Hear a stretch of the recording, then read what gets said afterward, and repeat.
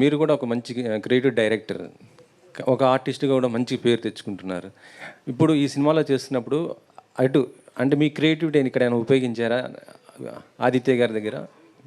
Creativity ఉపయోగించలేదు, కానీ ఒక వెల్ విషర్గా కొన్ని సజెషన్స్ చెప్పాను. అది జనరల్గా ఏ షూటింగ్కి వెళ్ళినా సైలెంట్గా చేసుకెళ్ళిపోవటం అలవాటు. డైరెక్టర్ నా ఫ్రెండ్ కాబట్టి అతను ఏదో ఉడత సాయంలాగా మనం ఏదైనా సజెషన్ చెప్తే అది సినిమాకు ఉపయోగపడుద్ది అన్న యాంగిల్లో చెప్పడం జరిగింది.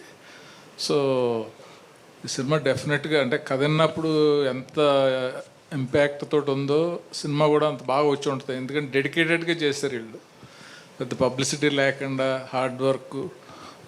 దీన్నే ఒక ఇంచుమించు ఈ సినిమాలో కనిపించిన వాళ్ళందరూ కూడా చాలామంది చాలా సినిమాలు చేస్తూ ఉంటాం.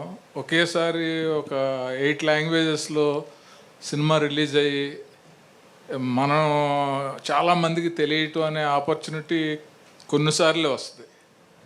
సో ఇది వినగానే మంచి ఆ డైరెక్టర్గా తనకి మంచి ఆపర్చునిటీ, ప్రొడ్యూసర్స్కి కూడా ఇది మంచి పేరు తీసుకొస్తుంది, డబ్బులు తీసుకొస్తాయని నమ్మకం వచ్చింది అన్నమాట. మీరు డైరెక్షన్కి ఎందుకు దూరంగా ఉండిపోతున్నారు సార్? ఏంటి అసలు దగ్గరలోనే ఉన్నాను కానీ మీకు కనపడట్లేదు. అంటే మీరు అంటే ఓన్ డైరెక్షన్స్ ఇప్పుడు ఏం చేస్తా చేస్తారు?